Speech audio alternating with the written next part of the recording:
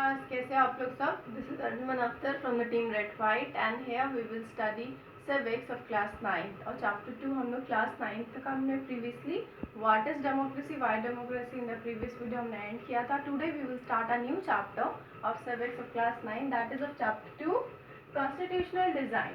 It is very important chapter, very interesting chapter बच्चों. इस chapter में हमें हमारी कॉन्स्टिट्यूशन का सेटअप, उसका मेकिंग सब कुछ पता चलेगा. Okay, so the next topic, your next chapter is constitutional design. Before moving on to the chapter, मैं चाहती हूँ आप लोग को ये पता चले भाई कॉन्स्टिट्यूशनल डिज़ाइन है क्या, जिस बारे में हम लोग पढ़ रहे हैं या आगे हम लोग ये पढ़ने वाले हैं. व्हाट इज दैट टॉपिक, आखिर हम लोग क्या पढ़ने वाले हैं उस चीज़ में, वो what is constitutional design. Let's get a intro. Constitutional design क्या है? The constitutional design lays down the procedures for the formation of a government.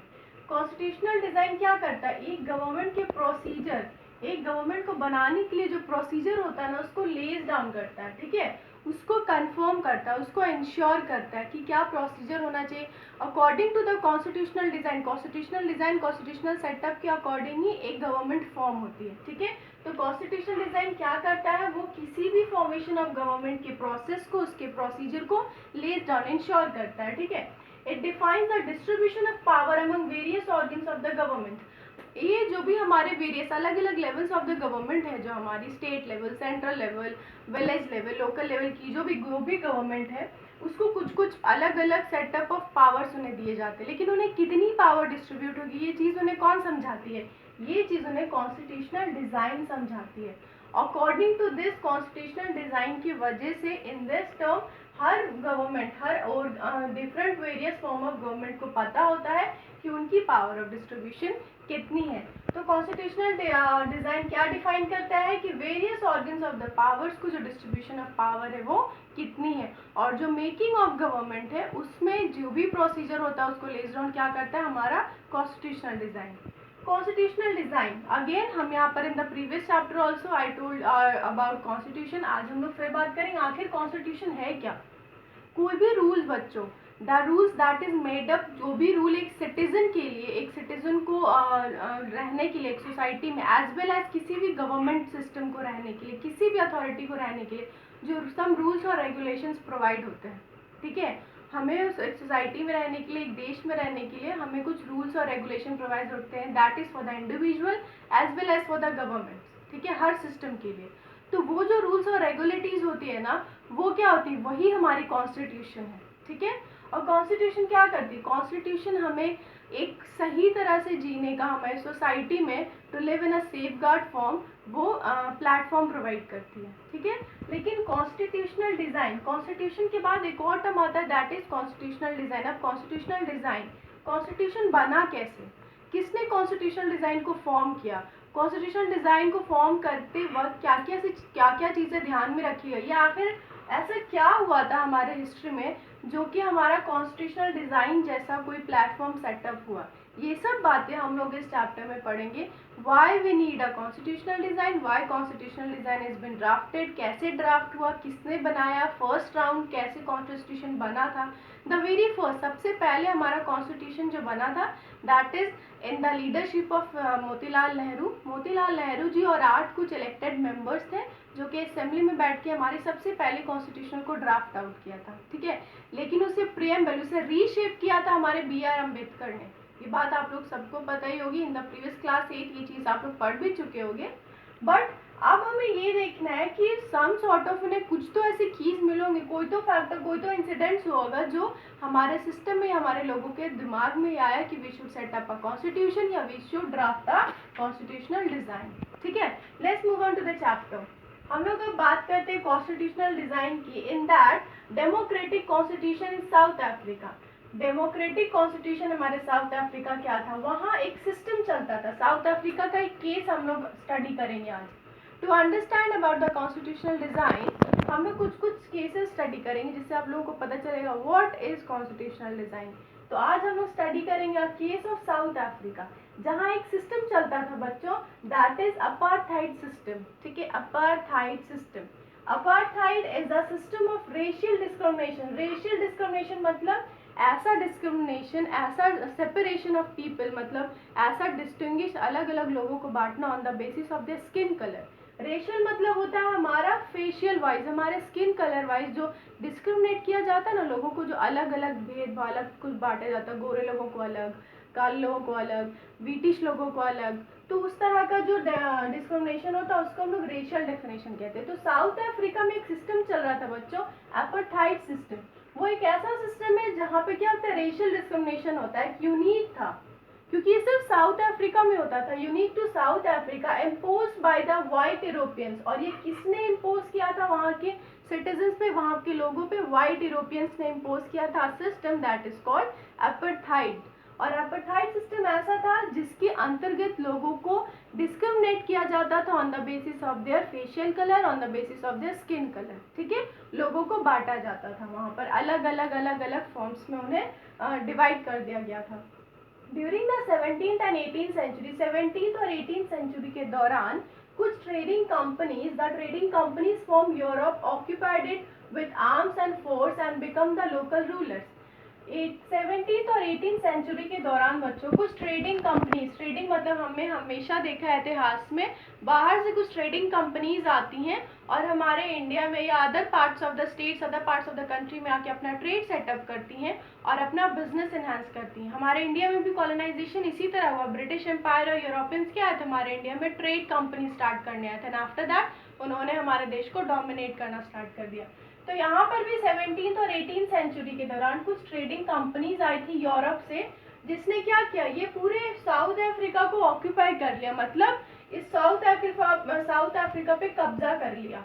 लेकिन कब्जा करने के लिए उन्हें ताकत की जरूरत पड़ी होगी। वो कब्जा उन्होंने किसके द्वारा किया, it with the arms and force, अपने आर्म्स, अपने बल और अपने आर्म्स का, नेवी का, अपने मिलिट्री का इस्तेमाल करके यूरोपियंस ने साउथ अफ्रीका पे कब्जा कर लिया और वहाँ के लोकल रूलर्स बन गए।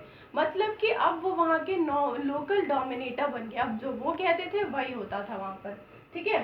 The system of apartheid divided the people and labelled them on the basis of their skin colour. मैंने आप लोगों को पहले ही बताया था अपार्थाइड सिस्टम क्या है, एक ऐसा सिस्टम बच्चों जिसके अंतर्गत लोगों को बांटा जाता था उनके चेहरे और उनके स्किन कलर, उनके हिसाब से अलग अलग डिवीजन किया जाता था लोगों को, और उस पर फिर यूरोपियंस रूल करते थे। तो वाइट यूरोपियंस जो क्या थे ना, उन्होंने ये जो अपार्थाइड सिस्टम लागू किया था साउथ अफ्रीका में, इस सिस्टम की वजह से वहाँ पे लोग बढ़ चुके थे, वहाँ पे लोग डिवाइड हो चुके थे और उनके ऊपर एक टैग लग चुका था। जैसे एक अलग ग्रुप बना गोरे लोगों का, तो उनके ऊपर वो डिवाइड हो गए बिकॉज दे आर फेयर, वो गोरे, तो उनके ऊपर एक लेबल लग गया। फिर दूसरी तरफ डिवीजन हुआ ब्लैक पीपल्स का, फिर ब्लैक पीपल्स को डिवाइड किया गया, उन्हें ब्लैक्स कहा गया, वो उनके ऊपर एक अलग लेबल लग गया, ब्लैकीज, व्हाइटिश। यहाँ पर हम लोग पढ़ रहे हैं ना व्हाइट यूरोपियंस, ये डिवीजन हुआ तभी ना बच्चों इन्हें ये नाम मिला, इनका डिवीजन हुआ और इन्हें ये नाम मिला व्हाइट यूरोपियंस, और इन्होंने बाकी को डिवीजन करना स्टार्ट कर दिया। तो वहां पर क्या हुआ, लोगों को इस सिस्टम के अंतर्गत, अपार्थाइड सिस्टम के अंतर्गत उन्हें बांटा गया और उन्हें लेबल्ड कर दिया गया on the basis of their skin colour, उनके स्किन कलर के हिसाब से, व्हाइट फेस, ब्लैकीज या फिर इंडियंस, रेड ब्रैकेट्स, इस तरह के नाम उन्हें दे देंगे, ठीक है। द व्हाइट रूलर्स, यहाँ पे व्हाइट रूलर्स कौन है बच्चों, द व्हाइट यूरोपियंस, ओके, जो कि साउथ अफ्रीका पे आए थे रूल ये करने, ट्रेड करने, और फिर इन्होंने यहाँ पर रूलिंग स्टार्ट कर दी बिकॉज ऑन द ये अपने फोर्स और आर्म्स के बल पे।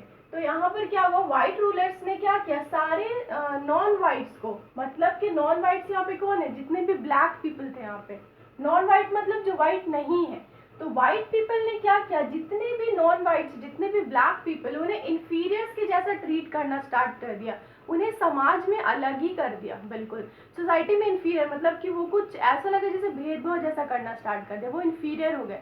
इंफीरियर क्या होता है, हमारे बीच अगर हम एज एन एग्जांपल आप किचन में ले लो, अगर आपके घर में बहुत सारा आलू रखा हुआ है, उसमें से एक दो आलू अगर सड़ जाता है तो वो क्या होता है, आप उसे उठा के डस्टबिन में फेंक देते, दैट बिकम इंफीरियर, वो बाकी चीज़ों को भी खराब कर सकता है। तो यहाँ पर भी इन लोगों ने क्या किया, वाइट नॉन वाइट्स को इंफीरियर, मतलब समझा कि they are not the good for the society, वो उनके लिए क्या थे, सही नहीं थे, जस्ट बिकॉज क्योंकि उनका स्किन कलर वाइट नहीं था, वो उनके लिए इंफीरियर थे, अलग थे, गलत थे, ठीक है, उनके लिए सही नहीं था।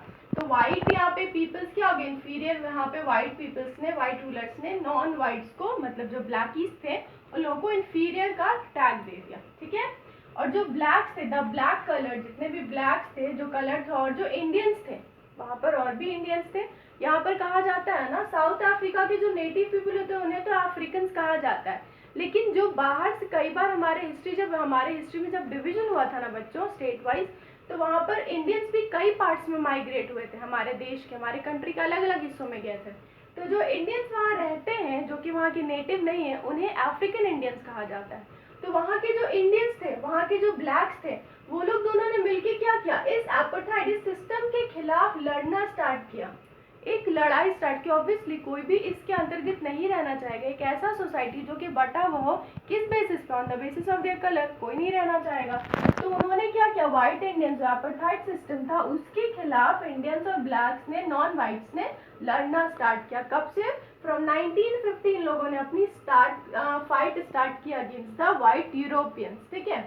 द अफ्रीकन कांग्रेस, ये जो अफ्रीकन कांग्रेस जिसका नाम है ANC, the African Congress was the umbrella organization that led the struggle against the policies of segregation.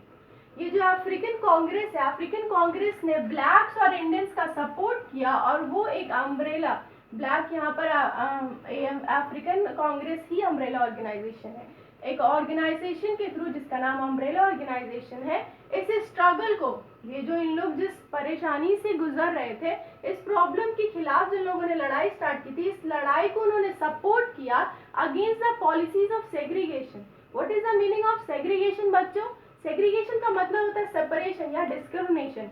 ये जो डिस्क्रिमिनेशन यहाँ हो रहा था on the basis of the colour, skin colour के ऊपर जो लोगों को बांटा जा रहा था, उनकी जिंदगियां ही बांटी जा रही थी, उसके खिलाफ अफ्रीकन कांग्रेस मतलब कि अम्ब्रेला ऑर्गेनाइजेशन ने इस स्ट्रगल को सपोर्ट किया। कौन से पॉलिसी के खिलाफ? सेपरेशन या डिस्क्रिमिनेशन, वहां पे जो डिस्क्रिमिनेशन हो रहा था, ठीक है।